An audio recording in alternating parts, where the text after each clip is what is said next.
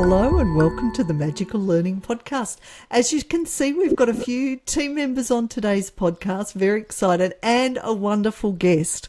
Now, our guest, Aviv, who we'll get to introduce shortly, I'm welcoming back because I managed to record a podcast without hitting record with Aviv. So he's been very, very gracious and it's come back, and we've decided that was worth a team podcast, so we're going to have a great time. Jez says he sends his apologies, everyone. He's not well, but hopefully he'll be back for next week's podcast. So, Al, let's start with you. How's your week been? And welcome back. It's been a while. It has been a while, thanks to Net. I've had a kind of an exciting week. Well, on the weekend I went out on my e-foil, which is like an electric surfboard, got a little bit more adventurous, rode a wave up near the rocks and ended up on the rocks, which for anybody watching can see, I've got a good cut on my wrist. As I was sitting on the rocks, I was picturing maybe a helicopter coming to rescue me. It was a guy similar age to me with a knee brace who came in nice and steady and walked me out of there nice and slowly and took very good care of me. I was very grateful. So that was my first time being rescued. Well, I'm glad you're safe and well, and I'm glad that nothing too bad happened when you hit the rocks. So, and it's great to see you back too, Al. Welcome. And Graham, how's your week been? Hi everyone. Yeah, I've had a good week. Some good news in amongst some average news, which has been great. Have managed to avoid, Al, every time I hear you talk about an e-foil, I don't know why, probably because of what's going on between my ears, which is a different story in itself. But I think of vaping, like e-cigarettes. Don't ask me why. There's something in there that I need to. Yeah, I just need to get some help with. But I'm very grateful that you are still with us, and we don't have time today, but I'd love to explore the conversation that you had with your darling wife after. But maybe yes. when we've got a few hours to unpack that. And for those who may be watching the video and are wondering, I'm just doing a weird sort of Movember thing. That's all I've got. Welcome back. And Aviv, welcome to our podcast, and I'm glad we've hit record this time. Now, Aviv Palti has written the wonderful book Empowered, and it's all about an amazing life adventure and business that Aviv has created. So, Aviv, I'm going to let you introduce yourself, and I'm going to start by getting you to tell us a little bit about your journey too. Sure, absolutely. Thanks for having me back, Danette. I appreciate that, and it's great to be joined by Alan and Graham as well. So I don't know which part of the journey you want me to start at, but I'm happy to start with the Cambodia part, which is probably the most important thing about Empowered.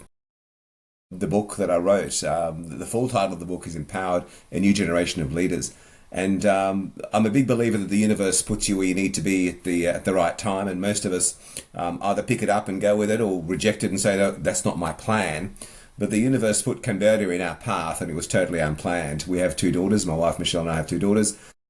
Steph is our youngest, Jess is our oldest. And when Steph, our youngest, was in high school, she was 14 years old. She wanted to go on a school trip to volunteer to build houses for Cambodian rural villages, and the school rejected her application, and she came home very upset. And we decided that what we could do as a family is go to Cambodia and volunteer, make it a volunteer mission for ourselves. And so we turned up in Cambodia 2 months later. 6 of us travelled to Cambodia. We taught English at a free English school in the countryside outside of Siem Reap, and those 2 weeks that we taught really changed our lives. We have very little, we thought, with the Khmer people because we are not of Khmer heritage. We don't share a nationality, a religion, likes for the foods, and all of a sudden we found a lot in common with them. And we found that the students that we had were the children of the survivors of the Khmer Rouge regime, and so their parents were not able to go to school because the schools and universities were closed. And so the only things their parents could do was really to earn money was to work on their rice fields or look after the buffalo and work in constructions.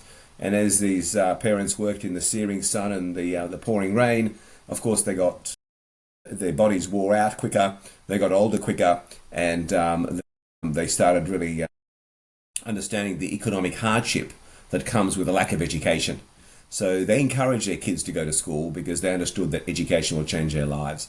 And so we rocked up at the schools, at the classes at 6:30 in the morning. There were 60 to 70 kids waiting for us in the class at 6:30 in the morning. That obviously doesn't happen here in Australia. We taught the morning sessions. We went back to town for a bit of a rest, came back for the afternoon, and we taught until 7:30 at night. And there were always hundreds of kids in the school waiting to talk to us and learn. And we understood that education is really critical for them, and we were sharing the knowledge we had. We have some educators in our family, so we had some pretty good lesson plans, and as word went out that this Australian family was teaching, lots and more kids came in from the villages to this free school, and we left Cambodia after 2 weeks feeling like we've left a part of us behind. I always just say to people, we go to Bali, you come back with a suntan, a couple of weeks later it washes off. We went to Cambodia, a couple of weeks later we came back, and the suntan is under our skin. It's there forever, it doesn't go away, and we made some amazing connections. So that's really was the start of our journey in Cambodia. We went back 3 or 4 more times over the next couple of years and taught at the same school, and then we decided the best way we could create sustainable change was to set up our own NGO, our own non-government organisation, so we can actually be accountable and transparent in what we do and create that long-lasting impact that only education can bring. Love that. That's a great introduction. So I'm going to hold the book up again for our viewers because this is an extraordinary book. And I'm really curious. Obviously, the book is inspired by your journey and what happened from before it was even an idea, before your daughter came home from school and was upset about missing out on the school field trip, to the impact that you've been able to create in so many different ways. So, Aviv, I'd love for you to talk a little bit more about the inspiration and also some of the impacts that you've had in relation to the work you've done in Cambodia. So with the life experience I've got, I started my own company when I was 19. I'm a CEO of a company which is called Lifestyle Brands. It's a homewares company, and we distribute product to national retailers, international retailers, and independent retailers. And the business is 41 years old this year. And you can imagine a 41-year-old business, you've got a lot of adaptations to make sure that you last the distance. And we're very fortunate to have an incredible team. So we've built a team. The average tenure for our team members is 18 years, which is extraordinary, because we understand the value of the individual. So I took that knowledge that I've acquired as a business owner with us to Cambodia, and the vision of Cambodia Rural Student Trust, which is the name of the NGO, or CRST for short. The vision was to break the poverty cycle through education by educating future leaders. So for us, it's really all about the education and the leadership opportunities, because to make sustainable change, education is not enough. We need to do more than that. So we set up the NGO in a business fashion, and we went back to the school when we told through with the director of the school, we told the students that we have a registered NGO. Whoever wants to come and study with us in town, we will sponsor you to go to a private high school, and then when you graduate to a private university, so you can graduate with a bachelor's degree. And we guarantee that we'll fund you and we'll give you a monthly living allowance. You can live away from your family, live in town, and give you full health care. So we'll take care of you, and you just have to focus on your studies. And 22 students went home, came back and said, yep, mum and dad said I can relocate to town, and that's what they did. And so we started CRST, and then I said to the students that really the vision we have is for them to run the NGO. And imagine they're in high school, and typically years 11 and 12, and they said, we don't know how to run an NGO, we're just students. And I said, well, it's very easy. Running an NGO is just like running a business without a need to make a profit. They said, we don't know how to run a business either. So we set it up a bit like the government, I suppose, because everybody understands how the government in Cambodia works. I said, there's a Prime Minister, you'll be the NGO manager. There's a Deputy Prime Minister, you'll be the Assistant NGO Manager. Education Minister, we now have an Education Manager, a Health Manager, Community Service Manager. So all of these students had roles. And I said, we are going to teach you how to lead and manage an organisation that can create impact for yourself and for others, and learn lessons that other students in this school will not be able to learn until much later in life. So every student had a list of duties they had to do, and I said, we call this a job description. This is how you do what you need to do, and we call that a job process. And this is when you know the job's been done, and we call those KPIs, key performance indicators.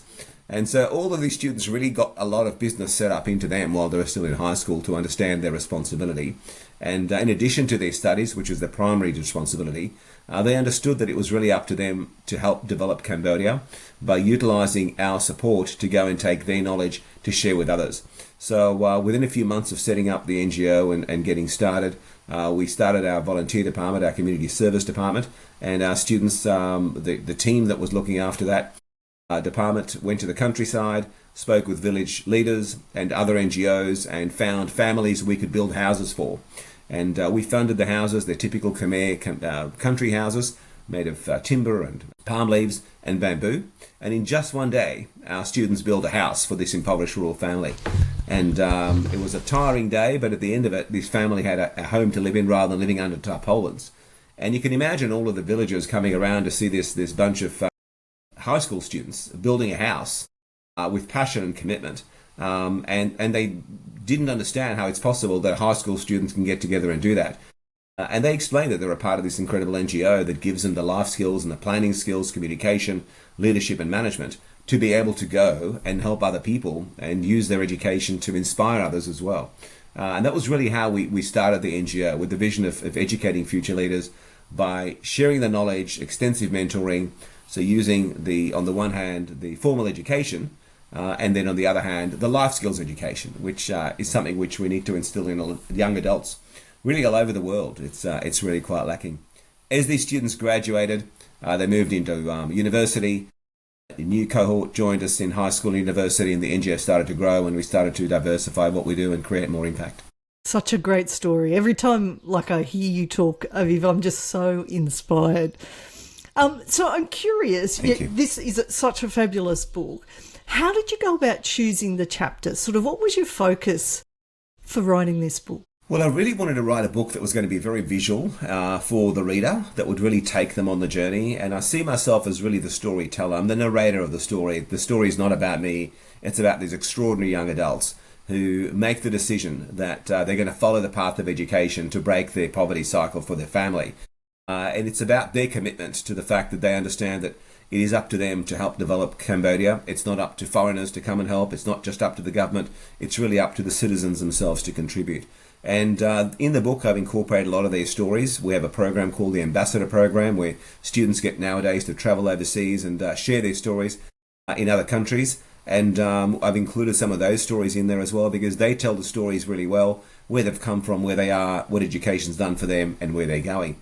So when I wrote the book, it was really all about becoming their voice and teaching, showing other people around the world that young adults need a lot of guidance, and we have a lot of youth issues in every society, Australia included. And the key is really us, the previous generations. What are we doing to engage our youth and to empower our youth to show them that this is what life is about, and not let them think like, you've done it, but you don't understand, I'll never be able to walk in your shoes. You don't have to walk in my shoes, you have to walk in your own. I'll give you the shoes, you can walk in them, and you can make it your own journey. And so really what this book is about, and the way I selected the chapters, is to tell the story from beginning to end, but not as a diary, but as an evolving storyline. This is how we ended up in Cambodia. Why would an Australian family go to Cambodia out of the blue?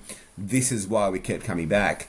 And this is how we educate our students about their social responsibilities, how we select new students to join the NGO, and all the different activities that we now do in society. The book is written as a leadership book. So at the end of every chapter, there's leadership takeaways. So the reader can really understand this is the story, that's what happened here, but these are the leadership lessons that we're distilling from this, that you can walk away with the knowledge that it has. And it's designed to be a very inspirational book, to understand that if a group of young adults, 100 adults young adults in Cambodia, can follow this process and empower their lives from poverty to middle class in 8 years, from the rice fields to the boardrooms, from the fishing boats to government ministries. If they have got that opportunity to do that, imagine what we could do in our own society as well. So it's designed to be an inspirational book as well as educational. And it definitely ticks the box on both of those. So Al, I'm going to hand over to you for your question. Your story is incredible, Aviv. I'm just wondering if you could tell us a little bit about your leadership philosophy, please. That's an excellent question, Al. I'm a big believer in the power of teams. I'm a big believer in the power of we, not me. And I think it's really, really important that people understand that achieve a lot more when we do it together. And we may, as leaders, have the responsibility of having a great vision. And then a lot of people go around trying to sell their dreams. And I believe that my role as a leader is really to share the vision, not sell the dream, which means that if I'm able to communicate effectively with the people that I'm interacting with, I really need to share with them, this is why we should do what we should do, and this is what's in it for you and for the community and for really the whole of society nationally. And so my philosophy is very much engaging people, sharing the vision with them, and then being able to say to them, now, what would you like to bring? How can we work on this together? So it's a collaboration. And of course, as people collaborate, they own whatever it is they do. It's not just I'm working for someone. They understand this is their responsibility. But they also have the ability to say, can you help me with this? Because now you're collaborating, they don't feel like they need to have all the answers. So it really is about utilizing the power of a team to say, we can work on this together, but you can still own whatever it is and be the best you can be. And when you need to supplement the skill sets, there are other people around you to support you.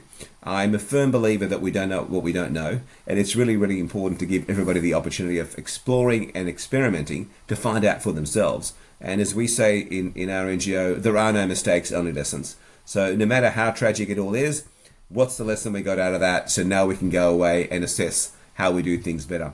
So we packaged all of that up, Al, into what we call the 5 simple steps. Dream big, plan, act, correct, continue. So dream big is really your vision. What's the biggest vision you can achieve? Once you've got that, plan how you're going to get from A to Z, and engage the people you need to. Then take the actions. Once you've got the plan, you've got to figure out how we're going to get there and put the timelines together. And after you've taken the actions, always correct and continue. What did we do well? What can we do better next time? And every activity that we do in the NGO, we always have the correct and continue facet of it, because that's how we sharpen the saw. That's how we keep getting better and better and better. And that's how an NGO that's got 100 high school and university students is able to reach over 20,000 beneficiaries, rural student beneficiaries, every year through our social educational enterprises. Because we equip them with that skill set to be able to develop these ideas, implement them, and then grow and learn out of them as well. Thank you so much for that, Aviv.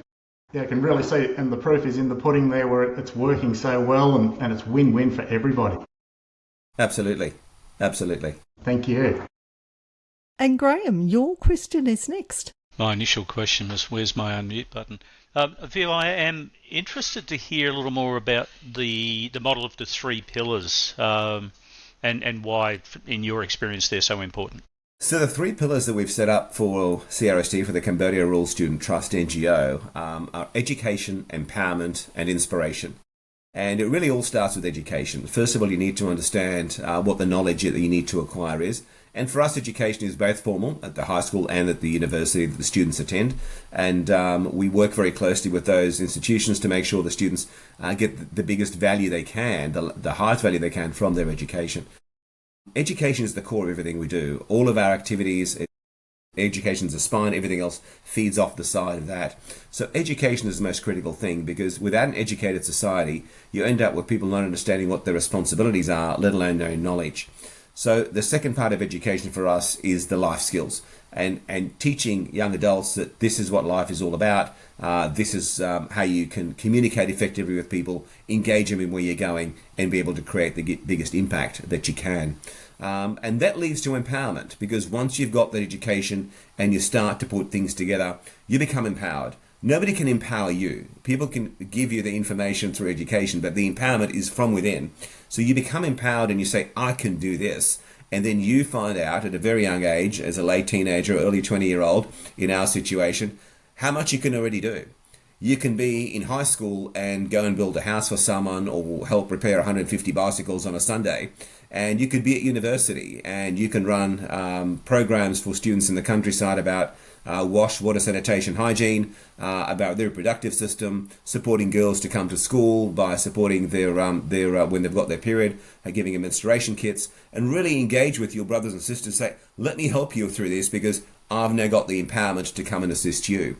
And then becomes the inspiration. These young adults, that when they interact, with these other students and the other members of society, they become very inspirational, because you are living in a village and you'd know this student. They might have come from your village or a village down the road, and all of a sudden you say, how did you get to be in front of me teaching me about your life skills? And that's very inspiring. I want to be like you.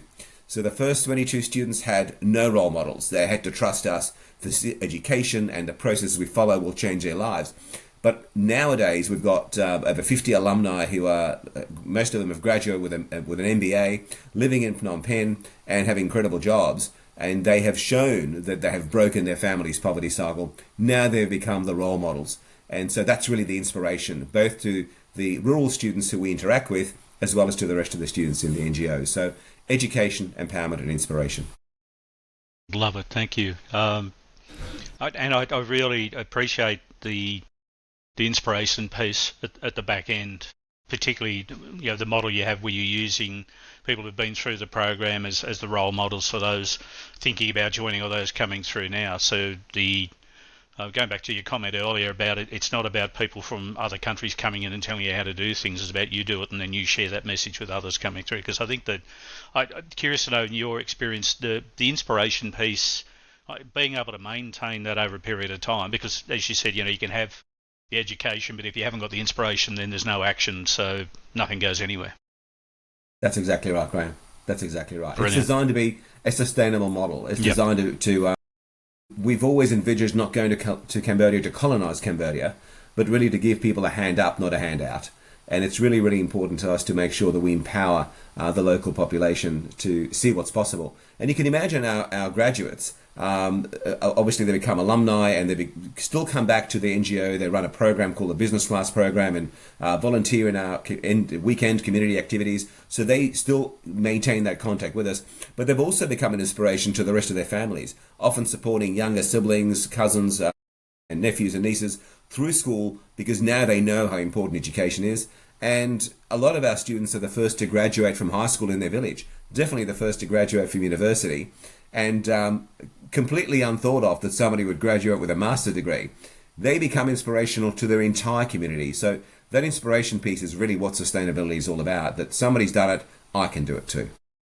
So the ripple effect is often underrated. You're spot on. Absolutely right. Yeah, thank you. Brilliant. Love it. Thank you. Such great answers. My next question is, what has been the biggest lessons you've learned since you've founded the Cambodian Rural Students Trust, or CRST? Well, there's been lots of lessons, Nanette. You can imagine a journey that so far lasted 13 years. There'd have to be lots. I think the first thing that we learned is that we are guests in Cambodia. It's not for us to come and tell Cambodian people what to do. We can suggest and we can support, but we've engaged with all levels of government in Cambodia, from the ministry level and then through provincial, district, commune and village levels. And so we always show respect, and we've got a lot of respect in return. We're the first NGO in Cambodia to sign an MOU, Memorandum of Understanding, with the Anti-Corruption Unit of the Cambodian government. When we approached the ACU, the Anti-Corruption Unit, they said, why do you want to sign an MOU with us? And I naively said, don't all the NGOs have an MOU with you? And they said, no, nobody else does. And I said, well, we're happy to be the first, because for us, it's important to teach our students that when you've got a great vision, people should buy into your vision. You don't have to pay them to buy into your vision. They should do that because they understand what you're doing is for the benefit of everybody. So we've learnt the lesson of being able to lead by example, but also to show a lot of respect. And we receive a lot of respect. We're known as the Clean NGO when we've got major events. We've got secretaries of state who attend as government guests. We had the Minister of Education, Youth and Sport visit our campus a couple of months ago. So the government certainly shows us a lot of respect in return, and that's because we've reflected that to them to start with, and we've obviously been able to show them what we're achieving. The second big learning is that there is no one way to go about doing things, and it's best to engage people at local levels to give us what their advice is. We can always navigate to find the best solution, but we don't tell people what to do. We ask them what they suggest we do. That allows people to be a lot more engaged rather than giving direction. So we've learnt that it's best to have the students themselves suggest, this is what else we can do for our society, or this is how else we can become more impactful. So through the sessions that we have, it's always about figuring out how do we get better at what we've done. We always celebrate what we've achieved. When you educate 7,000 students boys and girls about gender equality, that's a big number. By the end of this year, we'll have installed water filtration systems at over 20 rural schools and toilets at over 20 rural schools. But we didn't make that. We simply asked the questions, what can we do to assist? And then the project plans came together. So that's the second big lesson we learned. And the third one is the fact that we've got proof of concept and we've got to keep using it. Some of our alumni are just totally incredible. They're all very successful. Some are obviously a lot more high-profile successful than others. We have one of our alumni who's now working with the Ministry of Economy and Finance in Cambodia. He a totally incredible young man. And Srang was able to finish his MBA at the American University of Phnom Penh. We funded him to study his MBA. He was working with KPMG, ultimately as a senior IT auditor. And then he was poached by the ministry. Nowadays he makes presentations on the ministry's behalf to the IMF and the World Bank. Totally incredible to think that just 11 years ago, he was just a rural kid. That was the end of his education process, and he was working in a restaurant before he applied to join the NGO. We have 2 students who are now working with the United Nations in Cambodia, which is totally incredible. We have other students working for other international and national NGOs in private education institutions in Phnom Penh and private enterprise. We've got a couple of students who are in real estate. One of them is employing over 20 people in his real estate company. And these people just 10 or 11 years ago were literally just high school students and going to school in the morning, helping mum and dad in the rice fields or looking after the buffalo in the afternoon and hoping to be able to finish high school before the family gave them pressure to drop out and earn some money because we need to make ends meet. And they bought into the vision of this is the power of education, and the family supported them, and now they're paying it back in dividends. Love that, and there's such great lessons, and yeah, your story is incredible. So Aviv, we're just about at the end, but I'm really curious, is there anything else you'd like to share with our listeners and our viewers? Yeah, absolutely. I think that the biggest thing I'd like to share, Danette, is the fact that if it can be done, if it's been done, it can be done elsewhere. And if it can be done in a developing country, imagine what we can do in our developed countries, where we've got so much more resource available to us.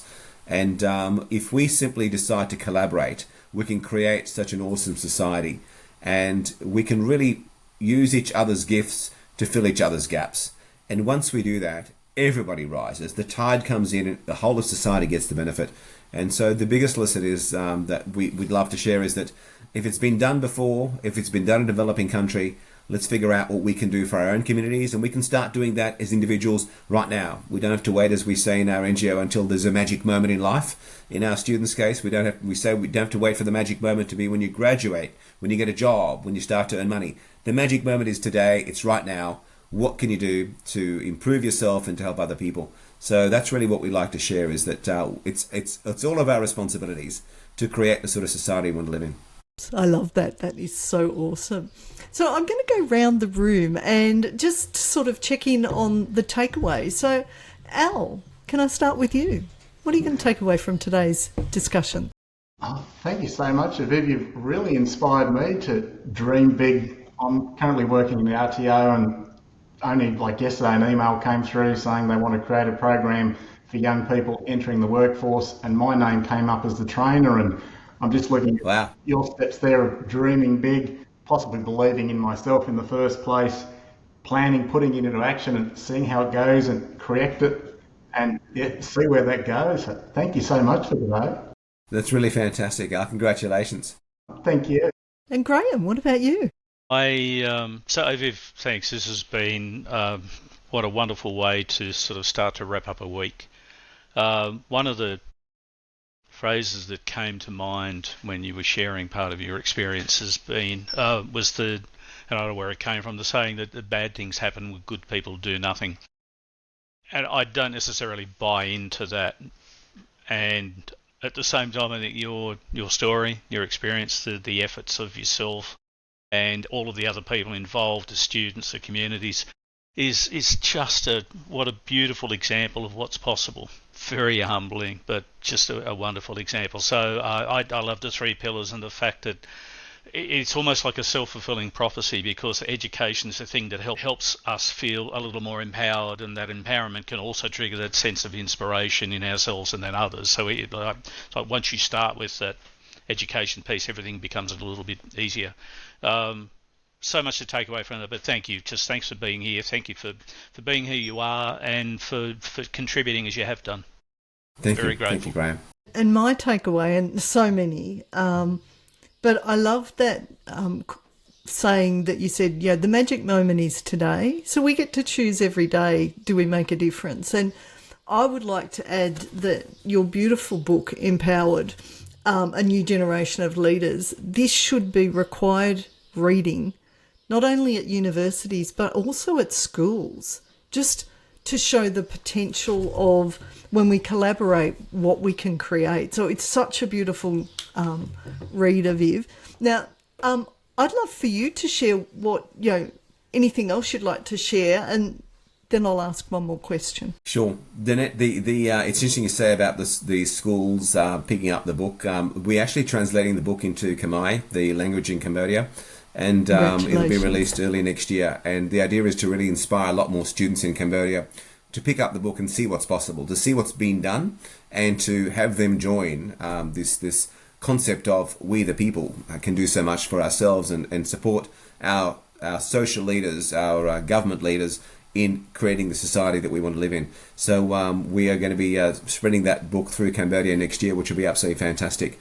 I think that for me, the key takeaway in all of this, to be honest, is that it's interesting. Al said he's got to believe in himself. I don't have a lack of self-belief, but I do have I'm averse to putting myself out. And before I wrote the book, I was pretty much under the radar, and I was quite happy to stay that way. And when we started working in Cambodia, we didn't share with people what we do. We just did what we did.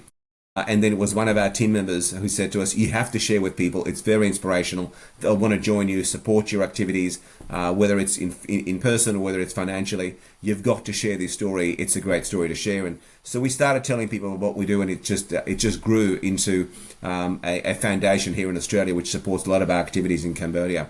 So for me, the biggest lesson out of all of this is that sometimes you've just got to put yourself out there and share what you do. And the reason I don't feel that it's my story to share is because at the end of the day, I'm just doing what I'm doing. I'm living a life like everybody else. I'm not special. I'm just an ordinary person, but I'm just living a life that if I can inspire other people to say this is possible, I'll like to do it, then I'm happy to put myself out there too.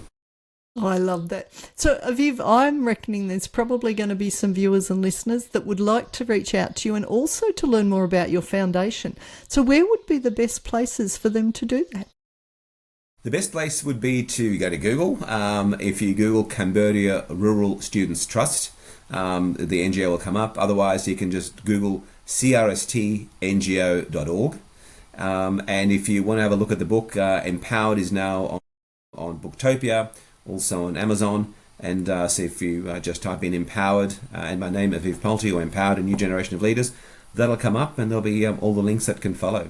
We'd love to hear from you, and we're very proactive in following up any inquiries, and if any of the listeners happen to travel to Cambodia and want to spend some time with the team in Siem Reap, we have a project called Project V, the Volunteer Experience, and they're happy to share what they do and how we work, and inspire everybody else to see what's possible. That, Aviv, that's awesome.